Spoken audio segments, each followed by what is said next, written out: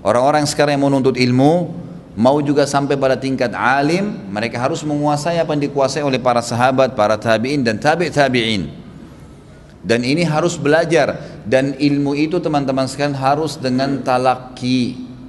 Talaki itu belajar langsung, kayak kita ini sekarang, Bapak Ibu datang belajar, pegang kitabnya, belajar, dibacain. Itu talaki namanya, baru bisa paham. Kalau otodidak itu hanya pelengkap. Membaca buku hanya pelengkap. Jangan pernah menganggap diri sudah alim dengan baca buku, itu nggak benar, nggak bisa.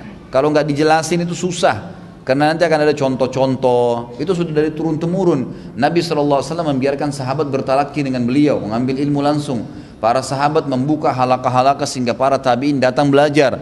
Kemudian tabiin belajar, begitu terus. Mereka dengan cara bertalaki, ya, mereka dengan cara bertalaki. Dan saya bilang tadi, dianggap seseorang itu sudah mengambil ilmu dari seorang alim kalau dia memang belajar sampai alim itu mati. Subhanallah, begitu memang kebiasaan mereka.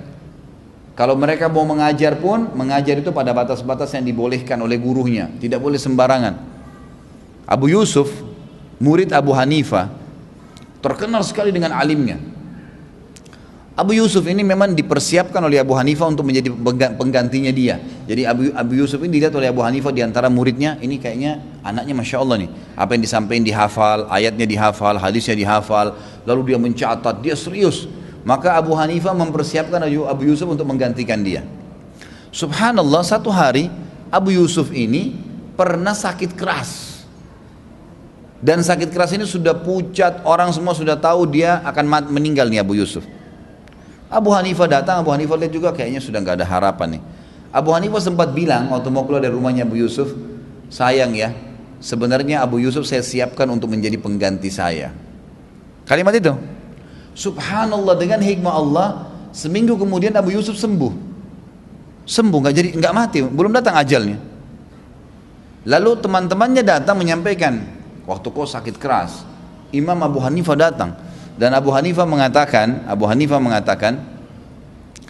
kalau kamu itu sebenarnya sudah dipersiapkan sama dia untuk menjadi penggantinya. Artinya ilmumu sudah cukup. Sekarang sudah saatnya kau buka halaqah juga tuh. Maka Abu Yusuf terpengaruh dengan perkataan teman-temannya. Abu Hanifah pun buka halaqah, pengajiannya biasa, orang-orang pada datang belajar sama beliau. Tiba-tiba di ujung masjid sana ada juga halaqah lain. Mulai rame orang datang gitu. Abu Hanifah tanya, ada seorang alim datang ke kota kita? Kata mereka, nggak ada wahai imam. Ada ahli hadis, ahli fikih. Bilang nggak ada. Terus itu yang buat halaqah sana siapa? Mereka bilang, murid anda Abu Yusuf.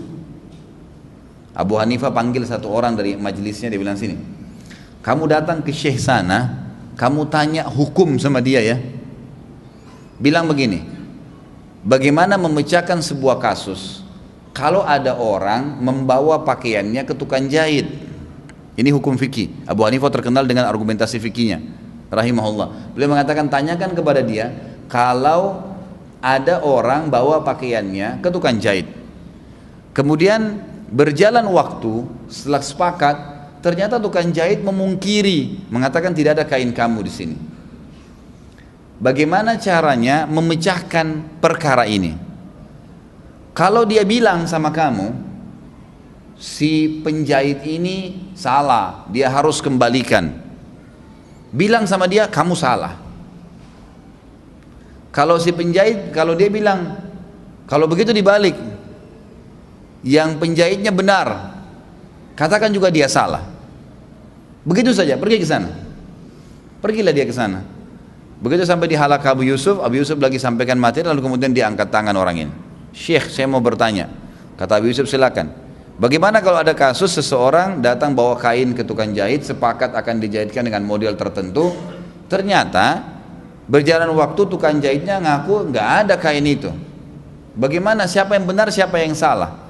Kata Abu Yusuf, tentu saja yang salah tukang jahitnya, harusnya dikembalikan punya orang. Kata orang ini, anda salah Syekh. Abu Yusuf begitu dibilang anda salah, dia lihat ke muka orang ini, bukan muka orang alim ini. Ini orang mampir saja di pengajian, bukan seorang talibul ilmi yang punya hujah, punya argumen, nggak ada. Ya anda salah. Kata Abu Yusuf, kalau begitu yang benar tukang jahitnya. Orangnya bilang, Anda juga salah. Abu Yusuf panggil, sebentar. Siapa yang utus kamu? Saya mau tanya. Kata orang itu, tuh sana, Syekh. Abu Hanifah itu. Datanglah Abu Yusuf ini ke halakannya Abu Hanifah, duduk kembali. Waktu dia duduk di pengajiannya, gitu kan. Terus Abu Yusuf ini angkat tangan, Syekh, ada pertanyaan. Abu Hanifah nggak gubris. Sampaikan terus materi. Syekh, pertanyaan, tidak digubris sampai selesai pengajian. Sudah selesai pengajian, kata Abu Hanifah, kenapa Abu Yusuf? Kau punya pertanyaan tentang tukang jahit? Kata Abu Yusuf, iya Syekh. Bagaimana menjawabnya ini? Semestinya kamu rincikan, kata Abu Hanifah. Jangan langsung kamu vonis. Kalau orang datang mengatakan, tukang jahit bilang, orang mengatakan saya bawa bahan ke tukang jahit dan tukang jahit mengaku bahwasanya dia tidak punya lagi setelah berapa hari, kamu harus pastikan dulu, benar enggak orang ini bawa kain ke tukang jahit. Ini hukum fikih, bukan main-main ini. Siapa tahu dia cuma karang-karang. Pastikan, panggil tukang jahitnya, panggil orang ini, pastiin dulu benar enggak kain kamu terima. Ada enggak saksinya? Ini hukum sendiri nih.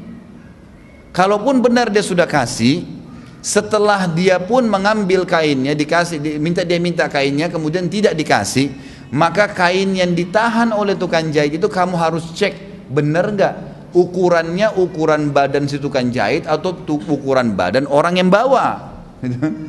Dirincikan satu persatu oleh Abu Hanifah, jadi mungkin ada 5-6 hukum di situ, khusus masalah itu saja. Maka Abu Yusuf mengatakan, Syekh, saya memang tidak bisa jawab. Mulai itu Abu Yusuf tetap belajar sampai Abu Hanifah mati baru buat halaqah. Jadi belajar itu bukan setengah-setengah jemaah sekalian. Dan memang seorang alim itu harus diambil ilmunya luar biasa. Kata Nabi SAW, Allah tidak akan mengangkat ilmu dengan tiba-tiba diangkat saja. Tapi Allah matikan para ulama sehingga mati ilmu bersamanya. Jadi kalau tidak diambil malah rugi, gitu kan. Malah berbahaya ini.